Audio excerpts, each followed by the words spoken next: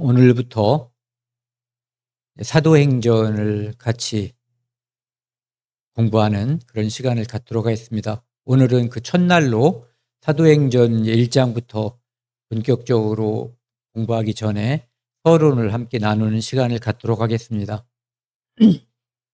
이 사도행전이라고 우리가 이제 부르는 이 신약 성경에서의 5번째 책, 역사서라는 표현도 쓰거든요. 이것은 원래는 제목이 없었다고 합니다. 제목이 왜 없었을까 생각을 해보니까 누가복음하고 그 다음에 이어져서 사도행전을 누가가 기록을 한 거잖아요. 그러니까 원래는 그 두 책이 하나였다고 그래요. 그런데 이걸 분리했으니까 구태여 뒷부분에 대해서 제목을 쓸 필요가 없었던 것 같아요. 어쨌든 처음에는 제목이 원래 없었고, 그리고 헬라어에서 사본에서는 보면은 행전이라는 이름으로 쓰였대요. 처음에는. 근데 행전이라고 하는 것은 이제 위대한 사람들의 성취를 기록하고 묘사한 것을 행전이라고 그런대요. 그래서 처음에는 제목이 없었고, 그 다음에는 행전이라고 불렸고, 그 후에 이제 이 안에 나오는 내용들이 보면은 베드로 사도, 그 다음에 바울 사도, 이렇게 사도들의 복음 전하는 모습이 많이 나오잖아요. 그래서 사도들의란 말을 붙였다는 거죠. 그래서 사도들의 행전, 그래서 사도행전이 됐다고 합니다. 그래서 사도들을 통한 성령의 행전. 그러니까 사도행전에서 우리가 베드로라든지 바울을 많이 기억을 하는데, 그거보다 더 많이 마음속에 두고 이제 오늘부터 마음속에 둬야지 될 단어가 바로 이 성령이에요. 성령을 통해서 교회가 형성되고 성령을 통해서 교회가 확장돼가는 모습을 보여주는 것이 사도행전이라는 거죠. 그러니까 성령이 역사했는데 사도들이 성령의 명령을 받들어서 성령의 감동을 받아서 복음을 전파하는 모습을 기록했다는 거죠. 그래서 성령의 능력으로 확장되는 하나님의 나라가 이제 사도행전이에요. 이제 부제는 초대교회 탄생, 예수님께서 죽으시고 부활하시고 그 다음에 승천하시고 약속대로 성령을 보내주셨단 말이에요. 그래서 그 성령이 오심으로 말미암아 초대교회가 탄생한 거죠. 그리고 초대교회가 탄생해서 이제 구원받은 사람들이 생기니까 그 은혜의 복음을 전하기 위해서 너도 나도 앞장선 거예요. 그래서 복음 전파의 위대한 여정이 이제 이 부제로다가 쓰여져 있고요. 사도행전 전체에서 가장 중요한 사도행전이라고 하는 그 주제 또는 제목과 가장 알맞은 성경 구절 하나를 고르라면 사도행전 1장 8절 말씀 같이 읽겠습니다. 오직 성령이 너희에게 임하시면 너희가 권능을 받고 예루살렘과 온 유대와 사마리아와 땅끝까지 이르러 내 증인이 되리라 하시니라. 그래서 성령이 오신 다음에 이 모든 일들이 일어난 거예요. 처음에 우리가 사도들이라고 부르는 그 제자들도 죽음 앞에 두려움 때문에 도망치고 숨었단 말이에요. 그런데 예수님이 부활하시고 성령이 오신 다음에 그들은 마치 불사신인 것처럼 행동했어요. 죽음을 두려워하지 않고 복음 전하는 일이 자기의 삶의 유일한 목적인 것처럼 살아갔죠. 그 이야기를 기록한 것이 이제 사도행전입니다. 기자는 누가라고 하는 사람이에요. 그러니까 아까 말씀드린 것처럼 누가복음과 동일 저자다. 직업은 의사였다. 골로새서 4장 14절에 보면은 의사 누가라는 표현이 나와요. 그래서 직업은 의사였고 바울 선교 여행에 동참했다.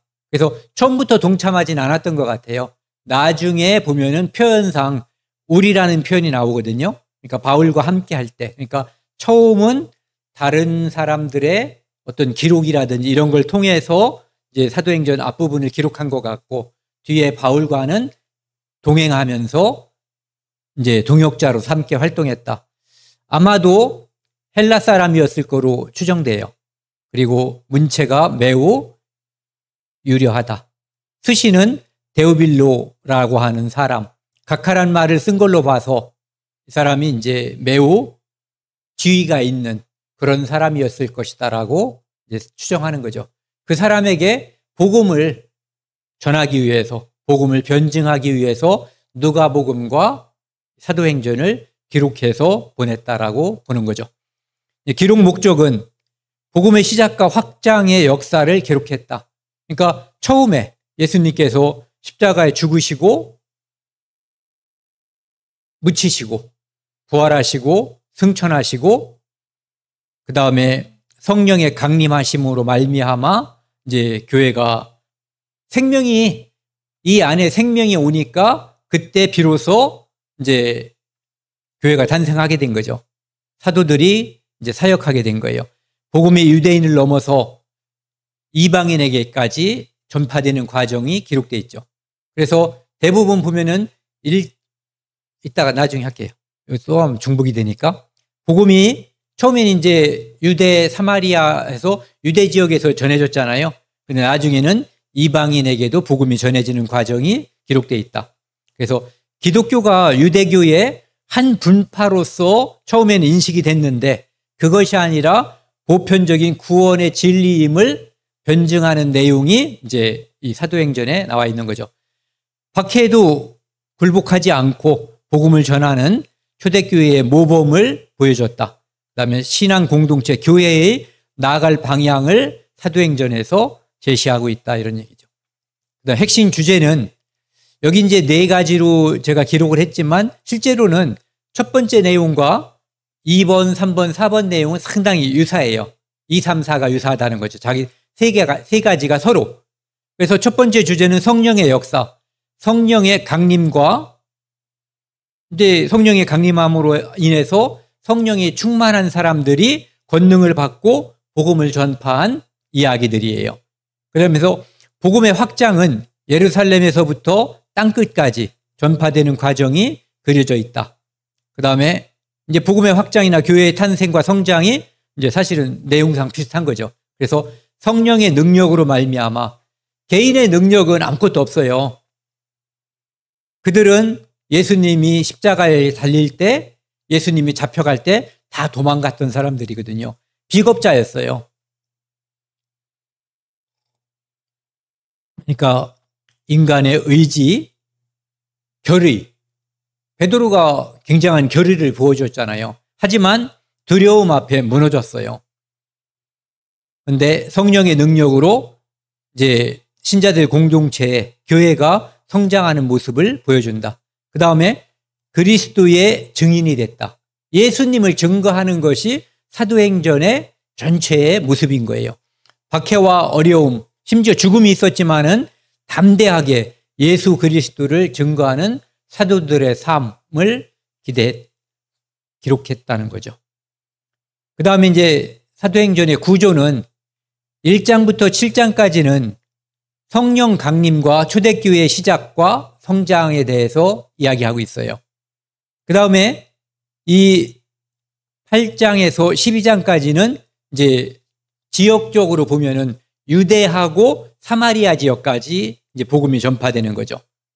그래서 박해 속에서 복음이 예루살렘뿐만 아니라 유대 지역으로 사마리아 지역으로 확산되는 모습.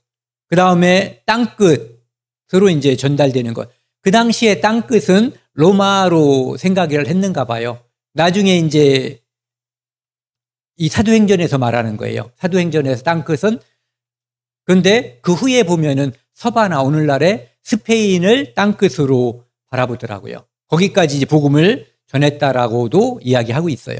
그래서 뒤에 부분 13장에서 28장까지는 땅끝까지 복음을 전하는, 즉 바울이 이방인의 사도로서 그 이방인 선교 여행과 로마를 복음화하는 그런 모습으로 끝을 맺죠. 그런데 사실은 사도행전은 이제 글씨는 끝났는데 내용상으로 보면은 끝나지 않고 사도들의 역사는 끝났지만 그 뒤에 복음을 이어받은 사람들이 지금까지 그리고 앞으로도 이 복음을 위해서 모든 것을 바치고 복음을 전하는 그 이야기가 지금까지 또 앞으로 이어질 것이라고 하는 것이죠. 여기 보시면은 1장은 예수님의 승천과 성령 강림의 약속이 있었어요. 그래서 예수님께서 40일 동안 부활한 후에 제자들과 함께 함께 생활하면서 구약에서 자기 자신에 대해서 어떻게 기록하고 있는가, 그리고 하나님 나라에 대한 가르침을 쭉 가르쳤거든요. 무려 500여 명의 사람들이 동시에 예수님을 목격했다고 되어 있어요. 그러니까 그 후에 예수님께서 승천하면서 이제 성령이 올 때까지 예루살렘을 떠나지 말고 기다릴 것을 명령하죠. 그러면서 이제 아까 말씀드린 것처럼 성령이 임하면 이제 증인이 되라고 하는 명령을 내려주시는 거죠. 그래서 예수님께서 하늘로 승천할 때 그때 천사들이 얘기하거든요. 이 사람들아 왜 하늘을 쳐다보냐. 너희들이 쳐다보는 그 예수님은 지금 올려오신 그대로 다시 오실 것이다 라고 말씀하시죠. 그래서 예수님께서 승천하실 때 천사를 통해서 재림에 대한 소망을 불어넣어 주셨어요. 물론 그것이 그 당시에 성도들은 잠시 후 몇 년 생각했겠죠. 아니면 며칠을 생각한 사람도 있을지 몰라요. 근데 아직 안 왔지만은 1살 때 구원받았다고 해도 보통 100살에 사람이 죽는다면 100년 안에 오는 거예요. 이미 우리 안에는 성령이 와 계시고, 그래서 곧 오신다. 2장에는 오순절 예수님 말씀대로, 약속대로 성령이 강림하고 교회가 탄생하는 모습이죠. 그래서 성령이 120명의 이제 성도들에게 임했고, 다양한 언어로 이제 각자 자기 고향의 언어로 들렸다고 되어 있잖아요. 그리고 그때 베드로가 복음을 전파했어요. 요엘서에 나와 있는 것, 그래서 성령이 오실 것을 이제 했고 말씀하셨고, 그 다음에 예수님의 십자가의 죽음과 부활, 승천, 메시아 되심을 증거하고 3,000명의 사람들이 동시에 회심했다고 되어 있어요. 그래서 우리가 어찌할꼬 하면서 이제 회개했다고 되어 있죠. 그래서 교회가 탄생했는데 예루살렘에서 성령의 역사로 교회가 시작됐고 날마다 구원받는 사람이 늘어났다라고 기록하고 있어요. 여기 이 모습은 그때 예루살렘에서 성령이 오시고 나서 각각 그 사도들이 이야기할 때 각 나라 말로 들렸다고 하는 그 지역들이 여기는 있는 거예요. 여기 있는 것은 뭐 구체적으로 언급할 필요는 없지만 나중에 이런 지역들은 보면은 사도 바울이나 이 제자들이 복음을 전할 때 미리 성령의 역사를 봤잖아요. 그 사람들이 여기에 토대가 됐을 거다라고 충분히 추정할 수가 있죠. 이미 그 사람들은 먼저 성령의 역사를 맛본 사람들이에요. 그래서 이 지역에서 온 사람들이 나중에 이제 사도들이 복음을 전할 때 쉽게 받아들이고 그랬던 것을 이제 우리가 생각해 볼 수 있는 거죠. 그 다음에 초대교회 공동체는 뭐 이제 4가지 기둥, 집을 지려면 보통 이렇게 기둥을 세우잖아요. 그 토대 위에 이제 세워졌다는 거죠. 사도들의 가르침, 말씀 중심의 신앙 공동체였다는 거고요. 그 다음에 서로 교제한다. 깊은 나눔과 친교. 십자가 하나님으로부터 예수님으로부터 받은 것을 옆으로 그 사랑을 실천한 거죠. 그 다음에 떡을 떼며 기도에 힘썼다. 예배 공동체와 이제 식사했다. 하나님과의 깊은 교제. 그 다음에 물건을 통용하면서 필요에 따라 나눠주었어. 자발적인 나눔과 사랑을 실천했다. 즉 사도들의 가르침과 사랑이 있었다라고 하는 거죠. 친교. 그 다음에요. 이제 초대교회 공동체에서 성령의 역사와 기적이라고 하는 제목을 보면은요, 베드로와 요한이 여기 이제 2장에서 3장, 5장까지 내용을 간단하게 말씀드릴게요. 베드로와 요한이 성전 미문에서 안진뱅이를 고치는 사건, 그 다음에 많은 표적과 기사를 통해서 이제 사도들을 통해서 하나님께서 역사한다는 것을 이제 나타내 주신 거죠. 그러니까 좋은 일인데 박해가 시작된 거예요. 사두개인들과 성전 지도자들이 사도들을 시기하고, 죄를 져서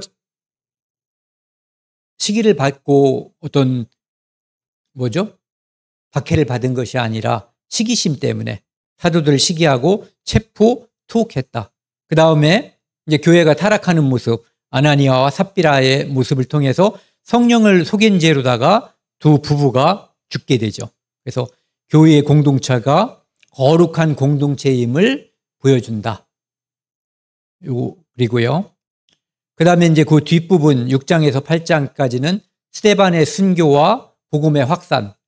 스데반이 복음을 전하다가 죽는데 그 죽음이 불행으로 끝나는 것이 아니라 스데반의 죽음으로 인해서 여기 보시면은요, 첫 순교자 이후 큰 박해가 시작됐어요.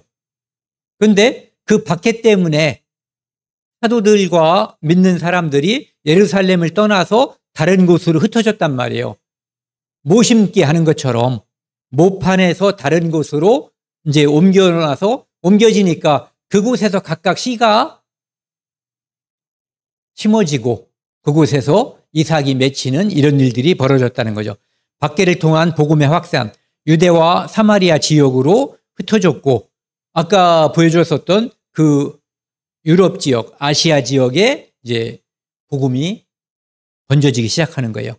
그 다음에 그 8장 뒷부분에 보면은 빌립, 에티오피아의 그 간다게의 국구를 맡은 이 내시가 있었는데 그 내시가 뭔가를 읽고 있었어요. 그런데 하나님께서 빌립 보고 이제 거기를 가라고 그래서 보니까 뭔가를 읽고 있는데 읽는 걸 깨닫느냐 하니까 지도하는 자가 없이 어떻게 깨달을 수가 있느냐. 그래서 지도했더니 그가 이제 구원을 받고 바로 이제 침례를 받는 그런 모습이 나오는 거죠. 그래서 이방인에게 복음이 전해지는 첫걸음이 바로 이디오피아 넷이라고 하는 거죠. 그러니까 복음이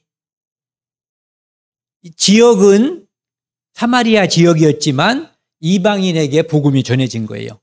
그리고 이제는 사마리아 지역에서 이방 지역으로 복음이 퍼져나가는 모습이 이제 나타나는 거죠. 그 다음에 9장에서는 사울이라고 하는 특별한 사도의 회심 장면이 나와 있어요. 이 사람은 이제 이방인의 사도라고 그러는데 원래는 기독교인들을 핍박하는 사람이었죠. 근데 이제 스데반의 순교 현장에도 자신이 있었다라고, 죽이는 거에 대해서 가표를 했다라고 이야기하고 있죠. 그리고 다메섹으로 가서 믿는 자들을 잡아다가 이제 벌 주는 일을 하려고 가다가 중간에서 다메섹 도상 길거리에서 예수님을 만난 거예요. 강한 빛과 함께 예수님의 음성을 듣고 이제 시력을 잃었다가 나중에 아나니아가 와서 안수하고 기도함으로써 이제 시력을 회복하고 성령이 충만해서 즉시 나가서 복음을 전파했다라고 이야기하고 있어요. 복음이라고 하는 것은 이거예요. 예수님이 하나님의 아들이심을 증거하면은 유대인들에게는 충분한 거예요. 그가 메시아다. 그가 그리스도다라고 하는 것. 그래서 그 예수님께서 사도 바울 이렇게 표현하고 있죠.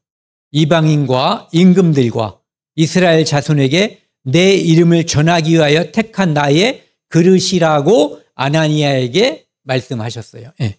그래서 이후에 사울이 바울이라는 이름으로다가 이제 이름을 바꿔서 하나는 뭐 유대식 이름이고 하나는 로마식 이름이라고 그러는데 헬라식 이름이요.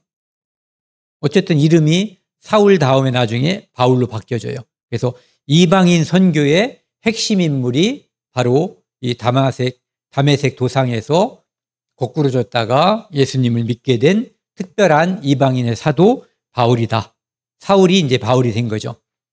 그 다음에 이제 이방인들에게 구원의 문. 아까 이디오피아 내시가 사마리아에서 구원을 받았죠. 근데 베드로에게 예수님께서 환상을 보여주셨어요.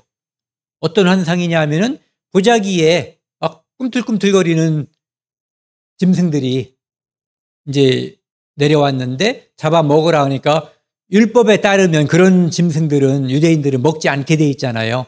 레위기 11장에 의해서. 근데 하나님이 먹어라. 이제 3번 그런 일이 벌어진 거예요. 그러니까 하나님께서 깨끗하다 하신 것을 내가 속되다 하지 말라. 그러고 나서 이제 그 후에 이런 환상을 본 다음에 고넬료한테도 천사가 지시한 거예요. 고넬료는 이방인 백부장이죠. 로마의 백부장. 그래서 베드로를 초청해라. 그러니까 하나님은 베드로에게 환상을 보여주셨고 고넬료에게 나타나신 거예요. 천사를 통해서. 그 다음에 이제 베드로가 이방인의 집을 방문해요. 누구네 집? 고넬료의 집을 방문하는 거죠. 고넬료의 초청에 의해서 하인들이 오니까 이제 따라갔다고요. 그래서 하나님의 뜻을 이제 따라서 가는 거죠. 그리고 그곳에서 복음을 전하니까 성령이 임하고 그 가족들이 구원을 받고 그래서 이방인들도 이 당시에 베드로는 그 편견이 있었어요. 하나님은 우리 하나님, 우리만 하나님의 백성. 그래서 유대인들만 예수님 통해서 구원받는 것도 국한된다라고 생각을 했었는데 이 고넬료와 그 가족에게 성령이 임하고 그들이 자발적으로 세례를 받는 모습을 보면서 이방인도 유대인과 동일하게 성령을 받음을 보고 세례를 준 거예요. 그 다음에 나중에 와서 예루살렘 교회에서 이제 이 사건, 유대인에게 성령이 임한 이 사건을 보고하게 되고 그 다음에 그곳에 있는 사람들이 하나님께 영광을 돌리게 되는 거죠. 그래서 이 파란 글씨 같이 보겠습니다. 복음은 인종과 문화의 장벽을 넘어 보편적인 구원의 메시지임을 확증시켜줬다. 유대인에게 국한된 게 아니라는 거죠. 보편적으로 모든 인류에게 전해져야 할 하나님의 기쁜 소식이라고 하는 거죠. 그 다음에 안디옥 교회에 이제 예루살렘에서 박해로 인해서 흩어진 선도들이 안디옥에 있었고 그곳에서 이방인들에게 복음을 전하면서 교회가 탄생했고 우리가 익숙한 것처럼 그리스도인이라는 명칭이 처음 사용된 곳이 안디옥이다. 여기서 나와 말하는 안디옥은 수리아 안디옥이에요. 비시디아 저쪽 소아시아에 있는 비시디아 안디옥이 아니라.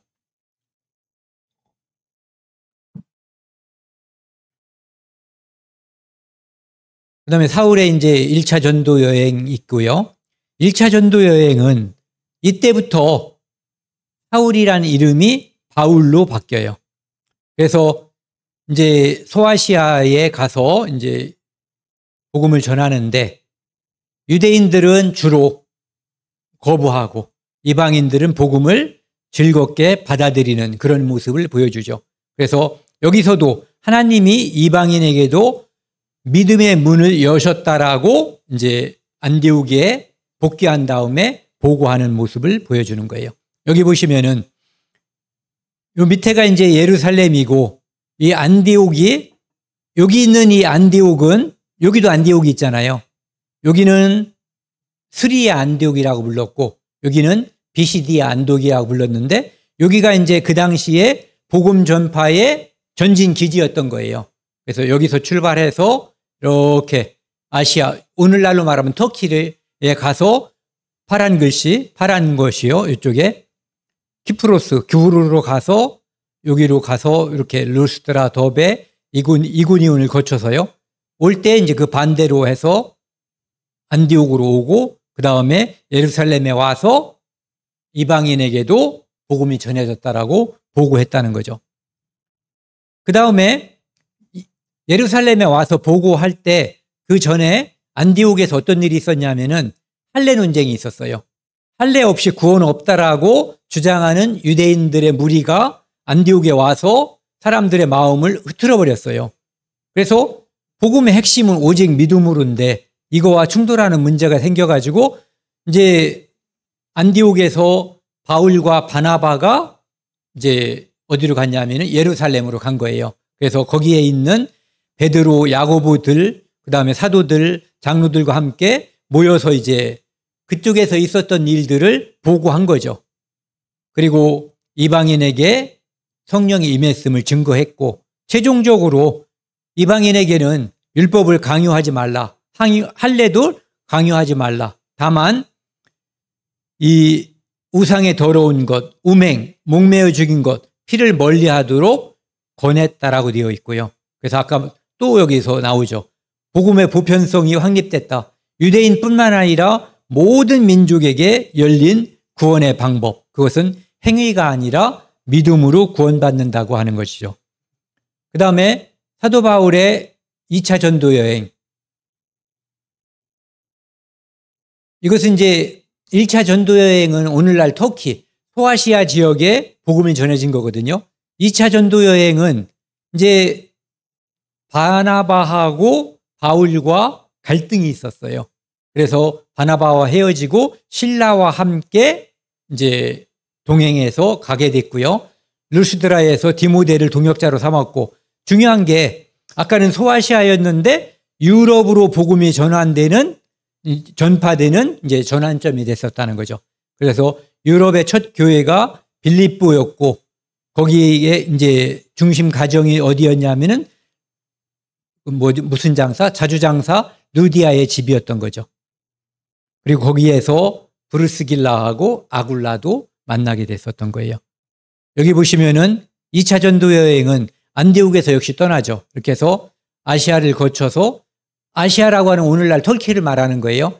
그래서 드로아에서 이렇게 바다를 건너서 배 타고 오늘날의 그리스 있는 지역으로다가 유럽으로 간 거예요. 그래서 이쪽에 빌립보, 데살로니가, 베레아, 아테네, 그 다음에 고린도를 거쳐서 에베소에서 이제 2년 동안 오래 있고 가이사라로 돌아오는 거죠. 요건 3차 여행 때 2년을 있게 되는 거네요. 그래서 이렇게 2차 전도 여행에서는 유럽에 복음이 전해졌다라고 하는 것을 기억하고 나중에 보자고요. 그 다음에 3차 전도 여행은 1차 전도 여행, 2차 전도 여행에서 이렇게 씨가 뿌려졌잖아요.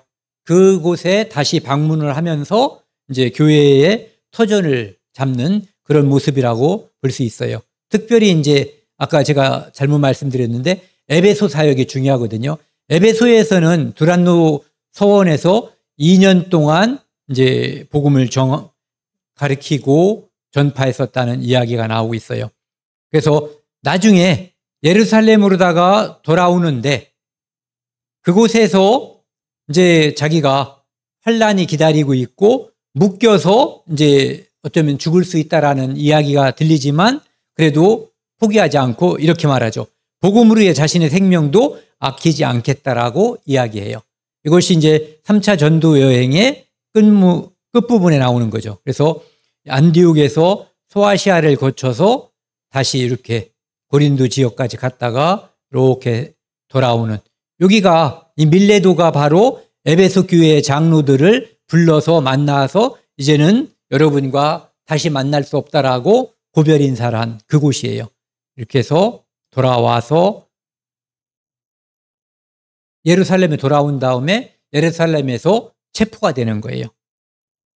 그래서 바울이 예루살렘에서 체포돼 가지고 여러 가지 이제 오해와 거짓 고발로 이제 체포가 돼요. 그래서 보면 재판을 받는데 민중들 앞에서도 재판을 받고 사내들인 공회 앞에서도 받고 총독, 이 총독은 벨릭스하고 베스도라고 하는 총독이 나오거든요.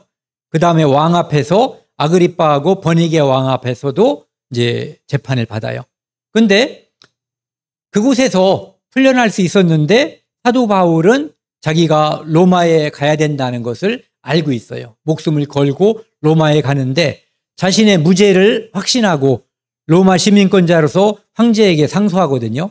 이유가 뭐냐면은 로마에 가서 복음을 전하기 위해서. 그러니까 다른 사람들은 이 사람을 죄졌다라고 해서 로마로 압송하는 거지만 사도 바울은 스스로가 복음 전하기 위해서 죽음이 기다리고 있지만 그곳으로 향한 거예요. 마치 예수님께서 십자가로 갈 때 사람들은 자기들이 예수님을 잡아 죽인다라고 생각했지만 예수님은 십자가로 달려간 거거든요. 그러니까 사도 바울이 로마로 가는 모습과 예수님이 십자가로 가는 모습은 우리가 오버랩되는 그런 부분이 있는 거죠.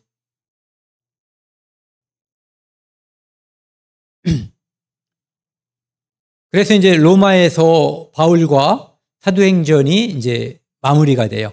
28장 후반부에 나오는 건데 로마에 도착하고 그곳에서는 이제 제수의 신분으로 간 거거든요. 가택연금 상태였지만 복음을 전하는데 어떤 장애가 없었다라고 돼 있죠. 이제 처음에 그랬다는 거예요. 나중에는 다시 또 체포가 되고 죽게 되는 거죠. 그래서 로마에서의 복음 전파는 처음에는 유대인 지도자들을 초청해서 이제 불러들여가지고 복음을 전했어요. 근데 어떤 이들은 당연히 믿기도 하고 어떤 이들은 믿지 않기도 하고 하나님 나라를 전파하는데 2년 동안 가택연금 상태인데 셋집에서 예수 그리스도에 관해서 모든 것을 담대히 전파했다라고 돼 있어요. 그래서 사도행전은 처음에 말씀드린 것처럼 미완성이다.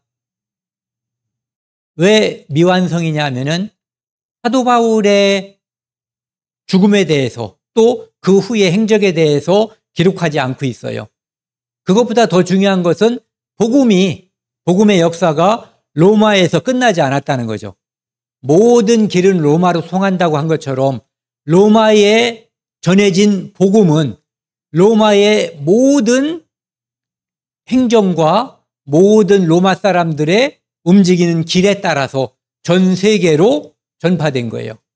그러니까 하나님께서는 사도 바울을 로마로 보내서 로마가 닦아놓은 이미 확충된 어떤 기반시설 그거에 의해서 모든 복음이 전 세계로 퍼져나갈 수 있게끔 하는 이제 실마리를 마련한 거죠. 맨 뒤에 있는 글씨는 같이 읽겠습니다. 사도행전이 끝난 것이 아니라 복음 전파의 사명은 현재 진행형이며 그 사명은 오늘날의 교회나 나 개인에게로 이어지고 있음을 암시한다. 그래서 사도행전은 지금 우리에게도 이어지고 있고 또 우리가 죽기까지 주님이 오시지 않는다면 그 다음 세대에게도 우리를 통해서 그들에게 마치 이렇게 이어달리기 할 때 이 바톤을 넘겨주고 넘겨받는 것처럼 사도행전은 그때부터 2000년 전부터 지금까지 이어졌고 앞으로도 예수님이 이 땅에 오실 때까지 이어질 것이다. 그리고 그것이 예수님의 명령이다라고 하는 것을 오늘 서론 시간에 말씀드리고요. 이제 다음 시간부터 1장부터 함께 하도록 하겠습니다.